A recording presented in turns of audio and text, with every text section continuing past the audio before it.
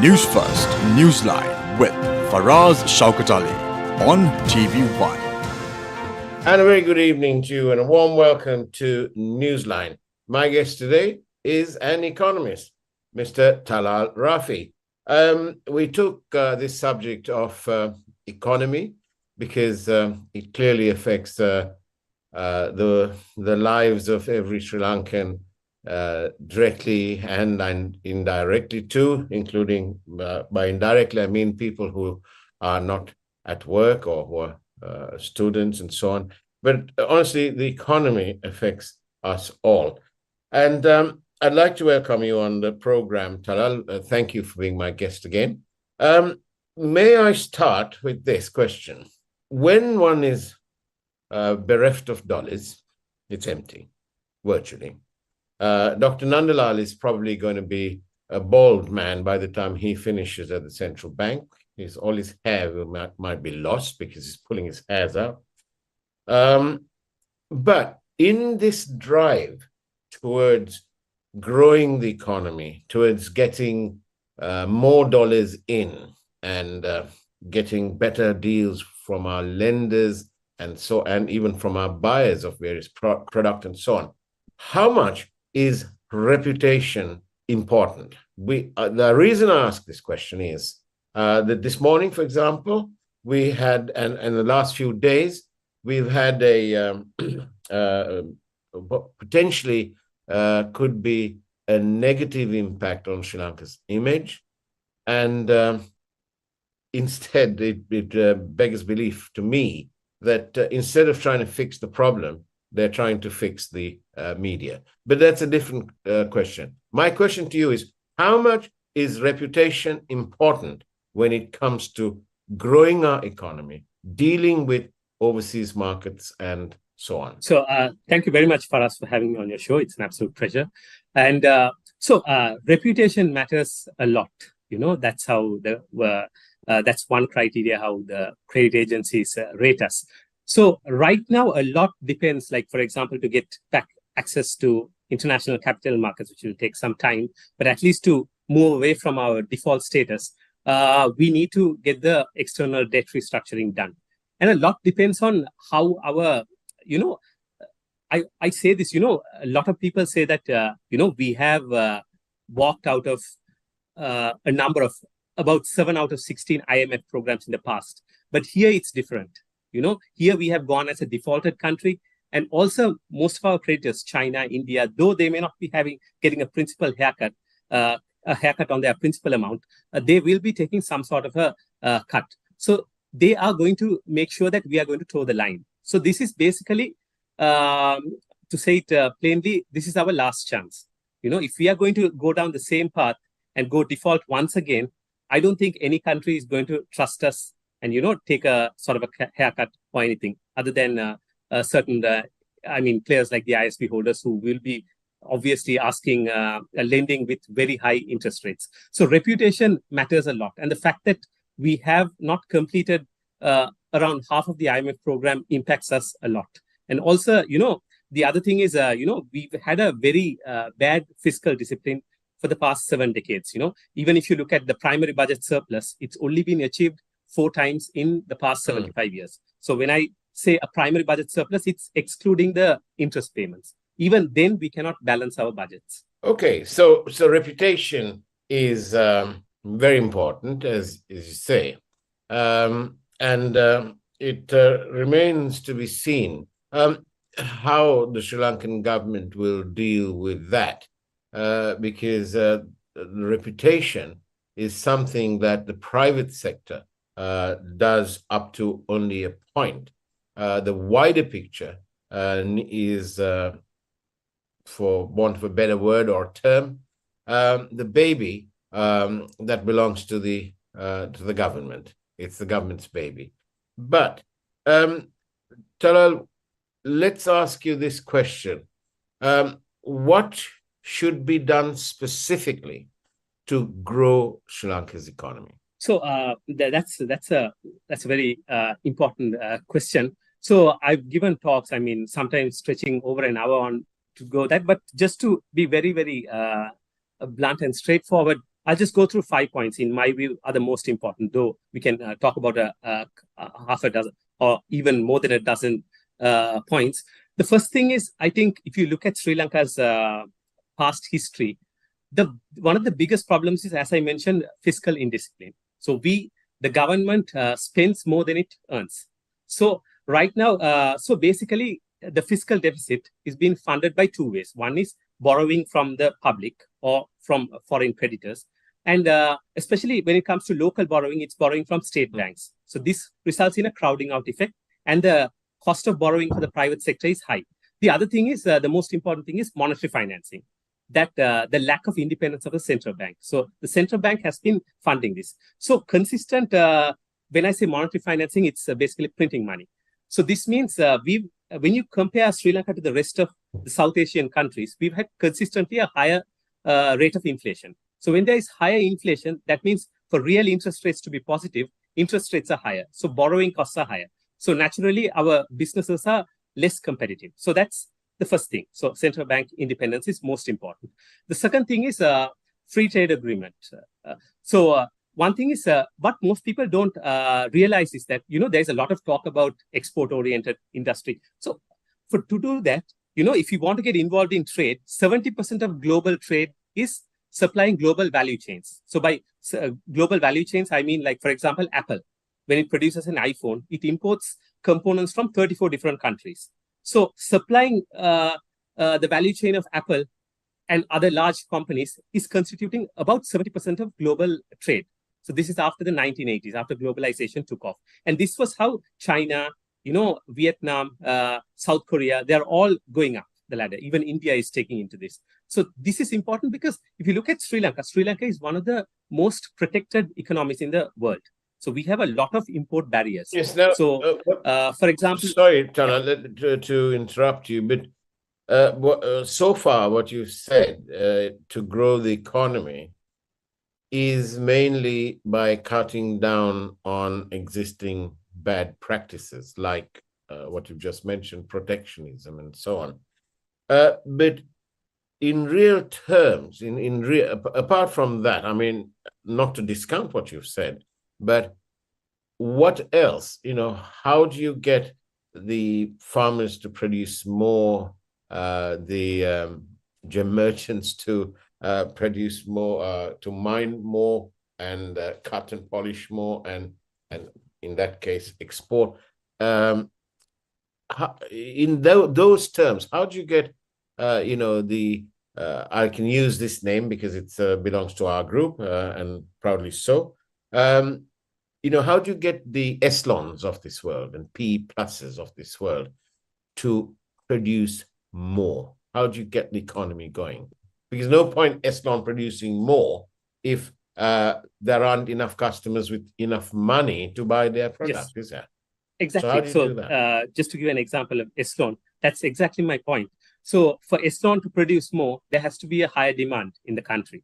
So for that, one thing is like when we look at Sri Lanka, the Sri Lankan market is quite small, 22 million people, just an $80 billion economy, and now it's contracted also. So what we have to focus is, like, if you look at an example of Israel, Israel has been seen as an example of a country that's grown, because from the very beginning a business sets up there, they don't look at the Israel market. They look at global expansion because it's a tiny country.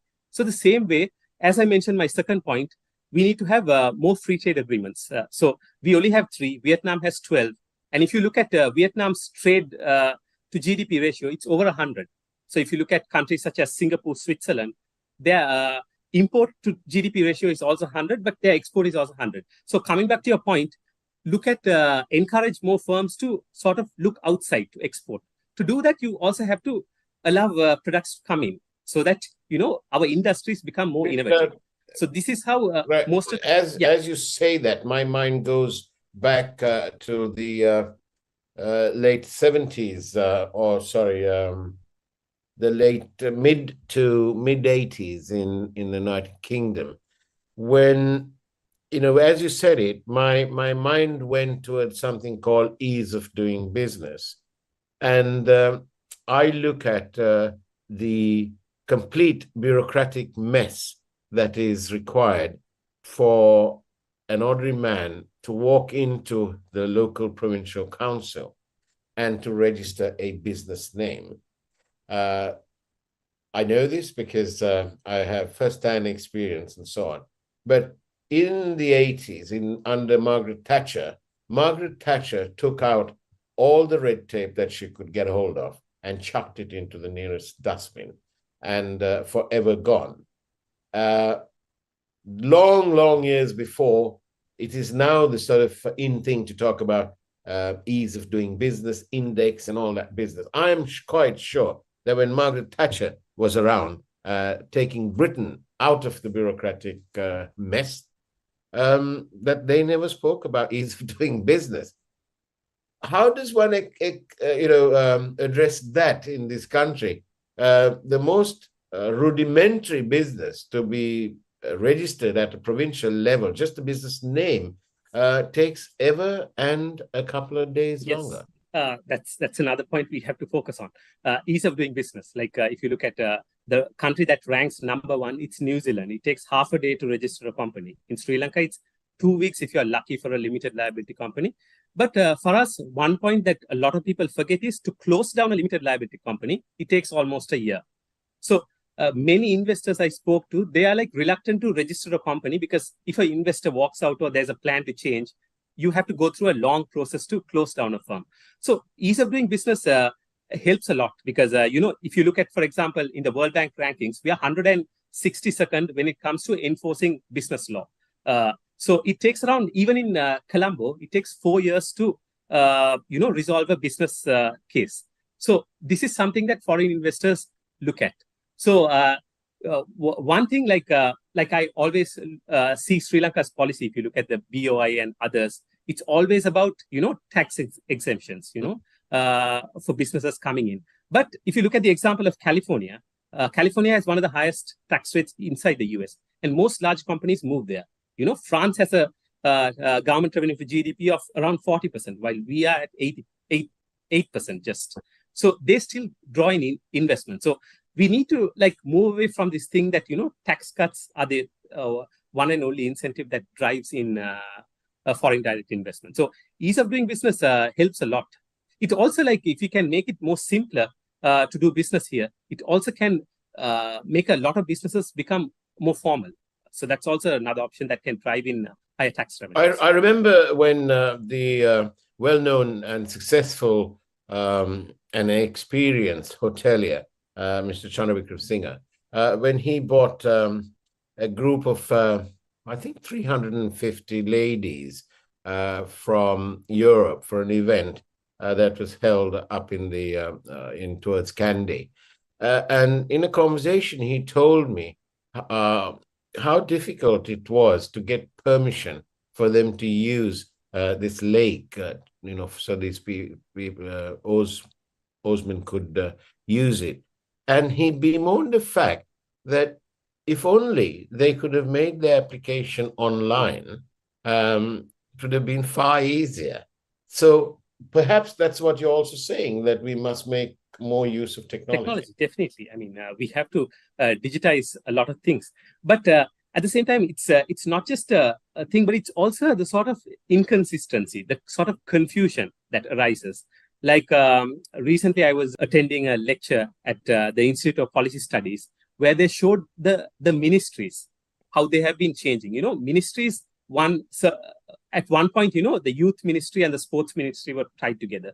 And sorry if I get the names wrong, but then one of the ministries were tied to something totally out of line, it's the sports ministry and education ministry or something. Yes, I forgot. But the whole point is that, yes, there's a lot of inconsistency, ministry secretaries being changed, ministers being shuffled around. So what a lot of businesses, when I talk to a number of foreign investors who want to come into Sri Lanka from India, they told me that, listen, it's not taxes, it's not other things. Just give us a consistent policy for the next 10 years that, this is going to be the tax rate, this is going to be fixed. So that is all we want, because most companies, as plan at least 5 years ahead. So the sort of inconsistencies, that is one of the major issues facing businesses. And thank you. Our guest tonight is Mr. Talal Rafi is an economist, and we're talking about how to grow Sri Lanka's economy.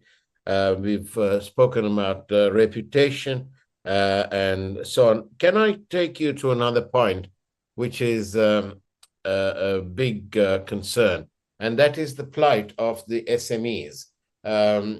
If I speak to you about the tourism sector, and I speak to several hoteliers of all sizes from the top to the bottom, they're all talking about, especially the SMEs, are talking about that they have to pay their interest. The government really has not done anything in real terms.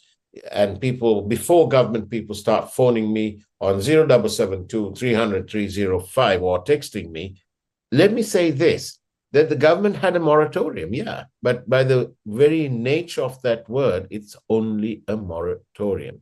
They didn't write anything off. They didn't offer concessionary anything. And today, these small hoteliers and large hoteliers and all the hoteliers and other businesses, the SMEs as well, they're having to pay interest on interest, especially in that 3-year period when we had COVID and everything else, crashed. And then before that, we had the Easter bombings and so on. So how possible, Tala, is it for the government to actually say, okay, we're going to write this amount of interest off and do a deal with the bank so that the banks don't hold the baby? How possible is it? So for us to answer that question, I mean, the government is in a tough spot. So to be truthful, it would be nice for the government to help out. But from the knowledge I have, though I don't work at the ministry, but the thing is, like, I think the government is quite constrained in its act. One thing is, after the Central Bank Act, you cannot print money as you would have before. So on the other hand, you're unable to borrow as well. You're just giving out bills on the local market, but large-scale borrowing is not possible. So at this time, I think there is a sort of a fiscal constraint on how far the government can go towards helping this. So that is a question. So there is only one other way, that is to increase taxes. How on earth do you increase state revenue when, I'll give you the sort of caveat, if you like, our economy has contracted. It's around 12% contraction. That's provided the figures are correct and believable. So we'll just take it as it is because it comes out of the central bank. Contracted by 12%. But if we look at, say, the American economy, there are different ways of doing this. But the American model is to grow the economy, have as many people as possible working, and then come and start addressing other issues like taxation and so on, because then you've got a big market, you've got far more people. So like that, Sri Lanka is going, it appears to me, to be going the other way. They're contracting the economy and hoping that some magic wand will appear from somewhere. And it's a bit rich from our president, who said the other day, oh, we should help ourselves. But he's the one who came in saying that he can bring money in because he offers a different brand of politics and democracy and so on.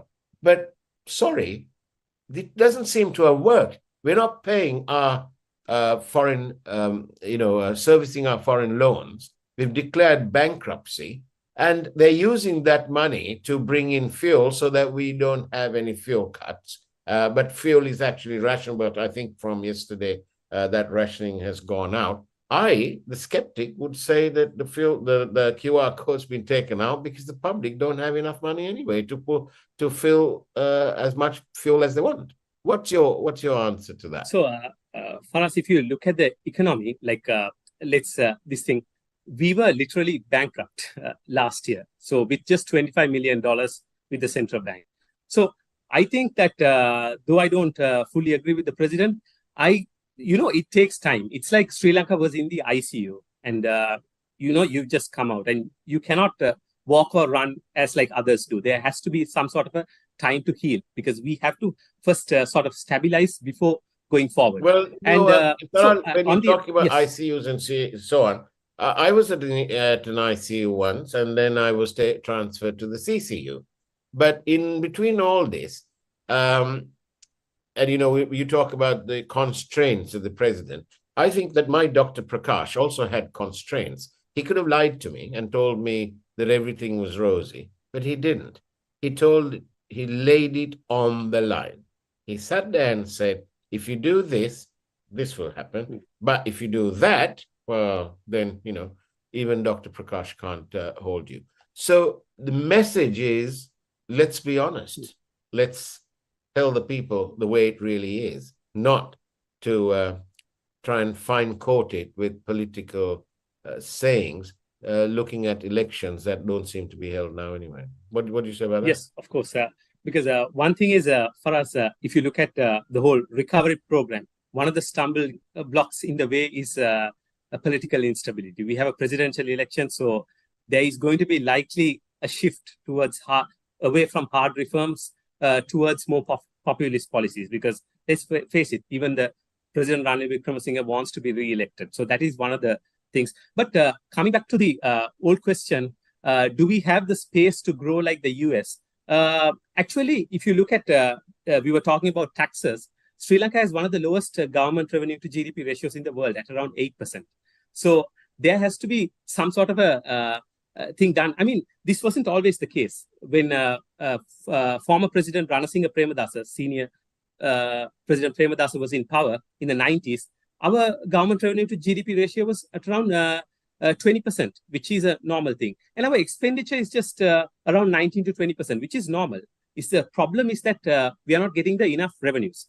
So basically, one reason would be, I'm definitely against raising the tax rates, because right now, if you look at the way the tax structure is put in, anyone earning about 300,000 rupees would be paying around 36%, which is unfair. But what we can do is, a lot of people agree, is that the tax base is too small. If you look at people who have income tax files, it's just 50,000 for a population of 22 million. And you just see outside, there are over 1 million vehicles. I mean, each of them would be, the minimum value would be 3 to 4 million rupees. So that base should be sort of increased. And one key factor is, like, if you look at the example of, for example, another country such as Georgia, what they did was they made it easier, a flat out rate for corporate and personal income taxes. But more than anything, I think this should relate to Sri Lanka, is they got rid of tax exemptions. If you look at the 1990s, during the time of President Premadasa and early years of President Chandrika Bandaranaike, it was like the rubber, coconut, and the tea industries paid a large amount of taxes to sustain it. But later, right now, the other industries, we've started giving a lot of tax exemptions, so which is clearly not fair. So the amounts that should have been coming to the government are not coming. So here again, that is one of the issues. And for us, if I can, though this is not related to revenue, the other thing I want to talk about is SOE reforms, or the size of the public sector. You know, in 2021, 86% of government revenue went to paying salaries and pensions of state-owned enterprises and state sector workers. So this is clearly unsustainable. So if you paid 100,000 rupees in taxes in 2021, 86,000 rupees of your tax money goes to paying salaries and pensions, which is clearly not sustainable, because in 2005, our population wasn't that different to right now. But in 2005, the state sector was only 700,000 strong. By mid-2010s, it was almost doubled. So that is one of the things that, and another specific example is Sri Lankan Airlines. In 2021, the losses made by Sri Lankan Airlines was 1% of GDP. The entire social security net, the flow put by the IMF for Samudi and others was 0.6%. So if we can get rid of just one loss-making state-owned enterprise, Sri Lankan Airlines, we can literally triple social security spending. Talal Rafi, thank you very much for being on Newsline this evening with me. And it's now back to the next program. But in the meantime, thank you for watching. Take care. Have a great evening as much as you can. And God bless you all.